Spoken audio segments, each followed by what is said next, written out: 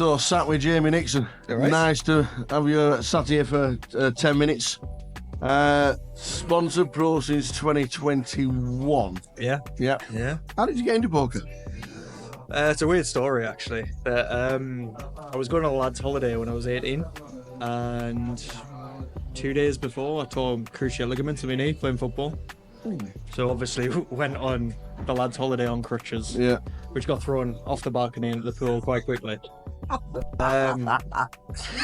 So the rep realised that we couldn't really do the usual jumping in the pool and all that type of stuff. Yeah. So he put on a game of poker for us. And I didn't win it. It's not one of those stories where I won it and I loved it, but I really enjoyed it. And from then on, got back and started going to the £5 rebuy in Newcastle and never looked back. Now, interestingly, your first recorded cash is like 2009 in Brighton. But I really have to ask, were you allowed in a casino in 2009? Just about, but that wasn't me. Oh. For some reason it's on my Hendon mob, but it wasn't me. Well, don't take it off, you just had to take cashes. Yeah, it does, yeah. So So what was the first one? the first one was in Newcastle in 2015. Around 2015. Yeah. And it was a £100 tournament and I won it for 3.9k, I think it was. So your first tournament was just a win? There was plenty before that, but that was the first recorded one. There's a plenty of 7th place in the £5 rebuy, 20 quid. But no, that was the first big one. Going back to the £5 rebuys, they were so much fun back in the day. Oh, they were class. I mean, that's what made me fall in love with poker, because I went there and I was a skint student with a tenner in my pocket and I was fuming if I had to rebuy. And then there was guys buying in 20 times. So, but it was just a different world to me, and from then on, just loved it. Yeah. Moving on to like 2018, your first cash in Vegas. Yeah. Was that your first trip? Yeah, the first trip. You seem to do a lot firsts when you first get there. Like we win on the first database, and then we go to Vegas for the first time, and we just end up with a win. Yeah, well, I mean, it's one of those where you just got to make the most of it your first time, because you never know if it's going to be your last, right? Yeah. But Vegas. That was a funny one because I started streaming for Grosvenor then. I wasn't sponsored, but I was streaming, and the reason I went was because I'd bubbled the Vegas packages 3 times, which was pretty brutal. But I kind of set my sights on going. Yeah. So I just tagged along. You do right. And it's worked out because now I've got this. Yeah. So obviously 2018, your first time. Was it then literally Vegas every year? I want to do this. This is going to be in the calendar for forever kind of thing, as long as I still love the game? Yeah, so I've been quite a few times now. I think I've been like 8 or 9 times now. Yeah. COVID obviously stopped it for a bit. Yeah. So missed out for a little bit there. Yeah. You cashed a couple of times in 2019 as well. Were they big events, or were they World Series events, or were they different venues? Can you remember? Moved around a bit. Yeah. Actually got on a final table with Joe Beavers at Bally's, not Bally's, at Binions one night. Oh, right, okay. But didn't get paid. Yeah. But it was nice to have played there because they've stopped poker now, haven't they? They have Binions, yeah. It's yeah. actually not even. I don't even think upstairs is even open anymore. No, it's a When shame. you used to walk up the stairs through they used to be downstairs in the little card room on the left. Yeah. And then you walked up past the Millions. Yeah. And then you walked up there, but that synonymous to it, the world, the actual game. Yeah. In that room was just.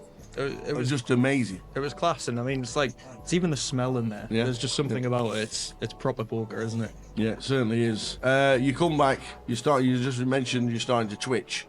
How did that come about? How did you want to tell everybody what you were doing? How did you want to see the hands? How did you want to tell people this is what you should be doing in these spots, or even like your opponents seeing what you do?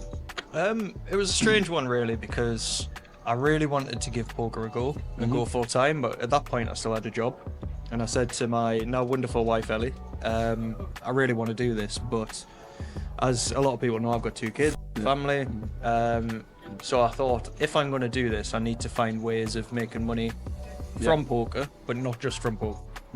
So I realised that the majority of sponsorships and the majority of money in poker outside of just playing was coming from creating content. Yeah. So I decided that I was going to start doing that, and got in touch with Grosvenor because I realised they didn't have a streamer at the time. Yeah. and just managed to build up that relationship. And that's literally how the sponsorship came about. Yeah. Regarding the streaming and the Twitch and getting in touch with the guys from Grosvenor. Yeah, pretty much. Just my way in, basically. But in terms of like showing your cards and everything, that can be a detriment to your game because obviously you're giving away a lot of information. Yeah. However, on the other side of it, you have to talk through what you're doing, and sometimes vocalizing what you're doing can help you make the right decisions. So I'd say there's pros and cons to it. I always think in the background that when we did the Goliath, some of the online Twitchers, and I was there in the core comms, that I obviously helped your career push a little bit forward. You know, you did. It was all you, Tower. It was all you. But they were good, weren't they? They were a lot of fun. Yeah. Obviously, lockdown was like tough for a lot of people. Yeah. So doing the comms with you and having a laugh and doing what it was and just watching your game, I actually loved it. I thought it was great fun. Yeah, it was. It was kind of like playing live without playing live. It was like having the banter at the table. Yeah. Without actually being at a table. So yeah, it was great. Yeah. 2021 WPT, the high roller. Yeah. Nice cash. Which one? The 33 online. Oh yeah. Which was the 5K. The 5K. Can you run us through the online one? Yeah. So that one was weird because I was actually streaming on Twitch at the same time. Ooh. But this was at a time. I don't know if I'm allowed to say this, but this was at a time I was only allowed to stream Grosvenor games. Yeah. So I was streaming my home game, which is on a Tuesday, £11 home game, and I was on the final table of that. Off screen, I was on final table of a 5K. There's Dom Nietzsche, Sam Greenwood, and Tim Adams, 400. Wow. So I was getting really excited about the home game on stream at the same time as being 400 and 5K, which was pretty funny. Wow. But how do you keep it calm? Just dead inside, Tower. Just dead inside. Finishing third. Yeah. Obviously, we all want the win. Were you upset, or did it take a bit of time to think, that's a great score, by the way? Yeah, I mean, the only reason I played it was because I saw some satellites overlaying to that event, so I ended up getting into that event for $55. Oh, wow. So I couldn't be too disappointed. It was $55 into 30 odd K, so yeah, I was pretty happy with that one. Obviously, you're gutted for the first couple of hours afterwards, but when the money hits your account, that's a nice little always nice helps when you look at the dollars just adding up. That's true. 2022, big year for you. You cashed a lot. Obviously, we had a GUKPT win as well. Yeah. Which was very nice. Yeah. Obviously, we were there. You were. Brilliant events to play in, but when you get one under your belt, how did that feel? It was great. I mean, I always do have a lot of love.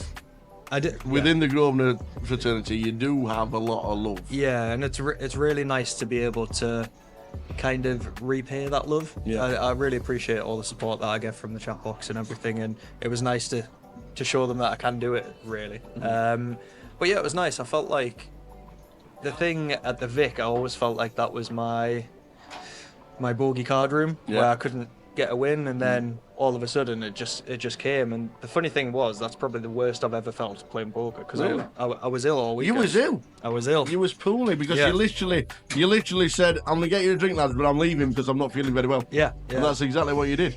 So yeah, some of those kebab places on Edgware Road don't go to. But excuse me. But there are some good ones, by the way. There are some very good ones at the time. But yeah, I mean, it was one of those things. I should probably take note of that. And I just played ABC poker. Yeah. I didn't pull off any huge bluffs. I didn't make any big hero calls. I just played my hands well. And maybe going into this tournament today, and I think you said at the time, I think because I'm not feeling well, I can't really play my game, because I just really want to sit there and play ABC. Yeah. And that's what I did, really. So maybe there's something in that. I'll try that this week in Leeds. You won the mini. You beat somebody called Cal Heads Up. I did. Do you tell him every time you meet him? I did. And now he's sponsored, obviously. Yeah. Now he's part of the team. Until recently, I was the last person that beat him heads up, and I was like, "Have you ever lost a heads up, Carl?" He's like, "Yeah, to you, Jamie." But no, I think it was the cup I beat him in, actually. heads up, and then the next heads up he lost was in the cup to Sinead, I think it was. Oh wow. So There's becoming a pattern here. So yeah, he's never getting a cup. You do a lot of coaching. Yes. And you're proud of your coaching. Yeah. And now we're seeing the players that you coach having some great scores. Yeah. You post that, and obviously you let everybody know. But how good does that feel for you when you see one of your guys that you're teaching, and you're getting to learn the game and play a little bit better, yeah, and probably properly as well? How does that feel for you? I mean, it sounds like a bit of a cliche, but it's probably feels better than when I win, in terms of how proud I am of it. Obviously, the money feels great when I win, but when one of my students win, it's just like it's just a sense of pride, because a lot of them come to me and they're a bit lost with their game. They normally come to me because they feel like they can't do it anymore, or whatever it is, and it's really nice just to instill that confidence in them. And sometimes that's all it is. It's just going back to basics, making sure the fundamentals are right, and getting them that confidence back. And yeah, it's really good, and seeing them get these big scores is just great. Yeah. If they're still not having coaching and you see the scores, will they send you the message and say, look, this is like this is great, and you see the name in lights, and you either send a text message either way just to say, look, fantastic, great result? Yeah, definitely. I mean, even if somebody has had coaching with me and then leaves, normally, I mean, we've spent a lot of time together, albeit on Zoom. Spent a lot of time together. We've talked a lot. You become friends with these people. So even if they're not getting coaching now, we still talk. Sponsor Pro. Yep. We're heading to Goliath. Yes. What does it mean? It's the pinnacle, right? It's the pinnacle of Grosvenor. Absolutely. I mean, if you can turn 200 quid into 200 grand, that's just the dream, right? Yeah. It really is. It's the Vegas of the UK. The atmosphere all week is incredible, and it's not just the Goliath as well. It's a really good high stakes festival in its own right as well for players who wouldn't normally travel for a £200 comp. So there's something for everyone there. If you're playing a 1K, if you're playing a 200, if you're playing the red tooth stuff, there's so much on, and everyone from every kind of part of poker across the UK should be a Goliath. Yeah, it's great. Vegas is like a must if you can afford to do it. Yeah. Is Goliath a must if you play poker in the UK? Yeah, I mean, it's one of those things where it's just the festival to be at. I mean, obviously the GUK PTs are great. There's just something special about Goliath. It's the fact that it's in these huge halls. It's not just in the casino. There's even the bit where all the food trucks are. Yeah. Everyone's just in a great mood, at least at the start of the week. And, 10 bullets in, we're like, why am I here? yeah, well. But there's just something really special about those tournaments where, I don't want to say rags to riches, but from 200 quid to 200 grand, it kind of is, right? And it's just, you can start with nothing, and it's like winning the lottery. It's a dream, but you can do it with a bit of skill. Yeah. So yeah, it's great.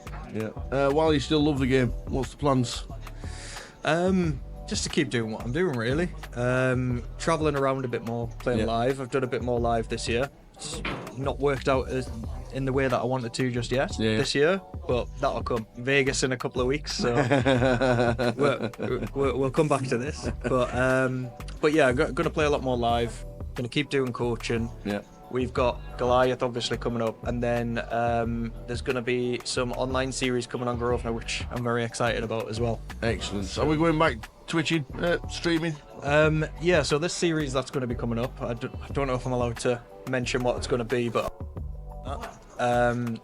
it's not something I'm going to be doing all the time, but I'll be doing it for one-off festivals and some one-off events as well. Just with me traveling more to live events, it's not really possible to stream all the time, but yeah, there'll be some here and there. Well, always a pleasure to see you in the card rooms. Keep up the good work, keep the coaching going, keep the results coming. Thank you. And keep that smile on your face. Cheers, mate. You're a top man. Appreciate it. Jamie, thank you very much. Thank you very much. Cheers.